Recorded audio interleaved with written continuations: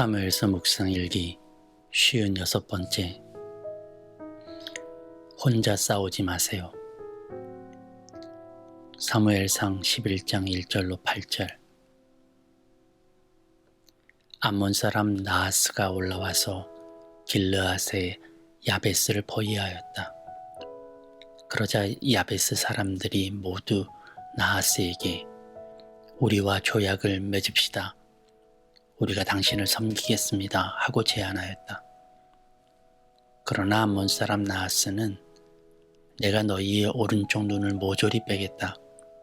온 이스라엘을 이같이 모욕하는 조건으로만 너희와 조약을 맺겠다 하고 대답하였다.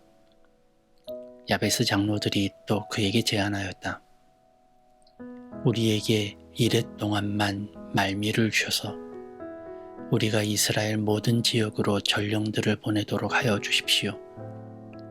우리를 구하여 줄 사람이 아무도 없으면 우리가 항복하겠습니다. 전령들이 사울이 살고 있는 기브아에 가서 백성에게 그 사실을 알리니 백성들이 모두 큰 소리로 울었다. 마침 사울이 밭에서 소를 몰고 오다가 무슨 일이 일어났기에 백성이 울고 있느냐고 물었다. 사람들은 야베스에서 온 전령들이 한 말을 그에게 일러주었다. 이 말을 듣고 있을 때에 사울에게 하나님의 영이 세차게 내리니 그가 무섭게 분노를 터뜨렸다. 사울은 겨릿소 2마리를 잡아서 여러 토막으로 자른 다음에 그것을 전령들에게 나누어 주고 이스라엘 모든 지역으로 말을 전하라고 보냈다. 누구든지 사울과 사무엘을 따라 나서지 않으면 그 집의 소들도 이런 꼴을 당할 것이다. 주님께서 온 백성을 두려움에 사로잡히게 하시니 모두 하나같이 그를 따라 나섰다. 사울이 그들을 배색에 모으고 수를 세어보니 이스라엘에서 30만 명이 왔고 유다에서 3만 명이 왔다.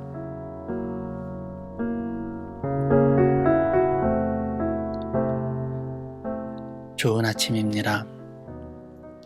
모임들이 금지되고 보고픈 이들을 만나지 못하는 것은 고통입니다. 특별히 사랑하는 공동체 가족들을 보지 못하는 것이 이렇게 힘들 줄은 몰랐습니다.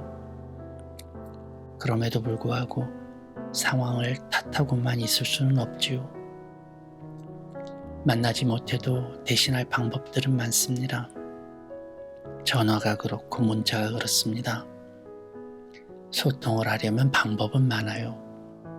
다만 마음의 문제일 뿐이죠. 움츠리면 더 춥듯이 감추면 더 비밀이 많아지듯이 그래서 부자연스러워지듯 하지 않으면 더 할 수 없는 일들이 많습니다. 만나지 못해 불편하다고 불평한들 사랑이 커지지는 않습니다. 그저 생각나면 연락하세요. 통신기술이 1호라고 발달했는지도 모릅니다. 보고 싶으면 전화하세요. 나누고 싶으면 온라인 모임 가지세요. 안 된다고 불평하기 전 할 수 있는 것을 할 때에 내 앞의 문제들이 어느덧 사라집니다. 당시 암몬은 요단강 동쪽을 차지하고 있던 민족이었습니다. 이스라엘의 동편에는 암몬뿐만 아니라 위로 아람과 아래로 모압, 에돔이 자리하고 있었는데요. 아람은 오늘날 시리아가 되었고 암몬과 모압은 요르단을 지칭합니다. 요르단의 수도 암만이 암몬이라는 이름에서 온 게 아닌가 싶어요. 그러고 보니 이스라엘은 예나 지금이나 동서남북으로 꽉 막힌 형세입니다. 서쪽에는 늘 싸우는 블레셋이 있었지요. 재미있는 것은 암몬이 이스라엘과 뿌리를 같이 하고 있다는 점입니다. 아브라함의 조카였던 롯의 후손이 암몬 족속을 이루었으니까요. 그런 암몬이 이스라엘을 공격합니다. 이유는 당시 전쟁의 근본 목적이었던 땅을 늘리려는 것이었죠. 그럴 만도 합니다. 이스라엘은 지형상 북쪽의 갈릴리 호수에서부터 남쪽의 사해까지 흐르는 요단강을 중심으로 동서가 구분되어 있었죠. 대부분 서쪽은 이스라엘이, 동쪽은 이방 족속들이 차지했어요. 그런데 암몬 지역의 요단강 동쪽 부분이 이스라엘의 땅입니다. 가나안을 정복할 당시 그곳을 필두로 요단강을 넘어 가나안에 입성했기 때문에 그 지역을 므낫세 반지파가 차지하게 되었고 길르아시아라고 불렀죠. 그 이후 이 땅이 암몬과 대치하는 애매한 땅이 되어버렸습니다. 그래서 이 땅을 놓고 암몬과 전쟁이 잦았어요. 이미 사사시대에도 이 땅을 놓고 한판 전쟁을 치른 적이 있었죠. 그때 사사 입다에 의해 퇴폐했던 암몬이 이제 다시 전쟁을 걸어왔던 겁니다. 아마도 이번에는 암몬이 단단히 벼르고 들어왔던 모양입니다. 전쟁을 선포하자마자 길르앗 사람들이 혼비백산했던 것을 보면 말이죠. 그런데 지명 이름이 길르앗 야베스입니다. 이 뜻이 길르앗의 메마른 땅이라는 뜻이에요. 아마도 땅이 광야로 덮여 있었던 듯해요. 그런데 다른 의미로 해석하면 메마른 영성이 떠오릅니다. 혹시 그 땅의 사람들이 영적으로 메말라 있지는 않았을까요? 그래서 공격을 더 받은 것은 아닐까요? 그렇게 문자놀이를 더 하자면 암몬의 왕 나하스도 그렇습니다. 어원적인 의미를 찾으면 나하스는 뱀이라는 뜻이 있어요. 뭔가 알레고리컬하지만 느껴지는 부분이 있죠. 어쩌면 우리가 어려움을 당하고 많은 문제에 봉착하는 이유는 내 영이 메말라서일지도 모릅니다. 내 영이 은혜의 통로를 잃고 감사를 잃어서 메마르고 고갈되면 이렇게 외부의 조롱을 받죠.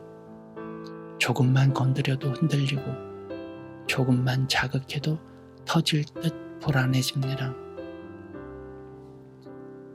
그런데 다행스러운 것은 그들이 혼자만으로 이 일을 해결하려고 하지 않았다는 것입니다. 그들은 이스라엘 공동체에게 도움을 요청하죠. 그런데 희한하게도 그렇게 도움을 요청할 기회를 암몬이 제공합니다. 전쟁에서는 있을 수 없는 일이죠. 오히려 도움을 차단하고 고립시켜야 전쟁에서 승리할 수 있기 때문입니다. 그런데 암몬은 왜 그랬을까요?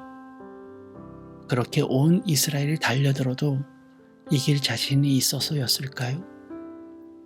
아니면 이스라엘이 공동체 협력이 이루어지지 않을 것이라고 믿은 것일까요? 그 이유는 정확히 모르겠습니다. 다만 이 사무엘서를 읽는 독자의 입장에서 보자면 이것은 이 에피소드의 핵심이 될지도 모릅니다. 그러니까 전쟁은 혼자 치르는 것이 아니라 함께 싸우는 것이라는 사실을 알리려는 목적이라는 뜻이죠.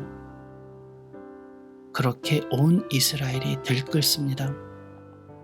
물론 하나님의 영이 임한 사울의 분노가 그 중심에 있었던 것은 두말할 필요가 없죠. 그렇게 목숨을 걸고 모인 숫자가 33만 명이나 되었습니다. 다시 전쟁의 이야기에서 우리의 이야기로 돌아와 보겠습니다. 우리는 영적인 싸움이 나 혼자만의 싸움이라고 여길 때가 많습니다. 많은 유혹과 갈등, 고민과 아픔 등의 문제들이 늘 개인적인 것이라고 생각하죠. 때론 자신의 성격과 결부하고 때론 나만의 처지, 환경과 연결하여 혼자 해결해야 하는 것처럼 여깁니다. 또 어떤 이들은 개인적인 문제들을 공유하는 것을 창피하게 여기기도 하죠. 그런데 아무리 개인적인 것일지라도 영적인 싸움은 공동체의 싸움이라는 사실을 기억해야 합니다. 그래서 믿음의 공동체와 함께 기도하고 싸워야 하죠. 그러려고 믿음의 가족들이 있고 교회가 있는 것입니다. 알려야 합니다. 그리고 같이 울고 같이 해결해야 합니다. 함께 기도하고 함께 같은 마음으로 서야 하죠. 그렇게 하나님의 역사를 공유해야 합니다. 그렇지 않다면 우리에게 공동체가 있을 필요가 없죠. 인간이 본래 그렇습니다. 친구들과 아픔을 나누고 도움도 요청하고 서로 힘이 되어 성장하는 것이 본래 인간의 모습이죠. 그렇게 사회적 존재로 세우셨습니다. 그것을 교회라는 이름으로 우리에게 주셨죠. 그런데 교회가 그 공동체의 본질을 잃어버립니다. 교회의 타락은 다른 것이 아닙니다. 함께 영적인 적과 싸워주고 함께 울어주고 함께 기뻐해주는 그 마음을 잃는 것이 교회의 근본적인 타락이죠. 아픔을 같이 하고 슬픔을 나누며 기도하고 격려하며 영적인 공격들을 이겨나가는 것, 그것은 혼자 하는 것이 아니라 공동으로 해야 하는 일입니다. 혼자 싸우지 마세요. 당신은 혼자가 아닙니다. 혼자일수록 수렁에 빠집니다. 혼자일수록 그 답답하고 힘겨운 늪에서 빠져나올 수가 없어요. 내 안의 갈등, 고민과 염려, 개인적인 삶의 문제들, 그것은 내가 그리스도인이 된 순간 이미 나만의 문제가 아닙니다.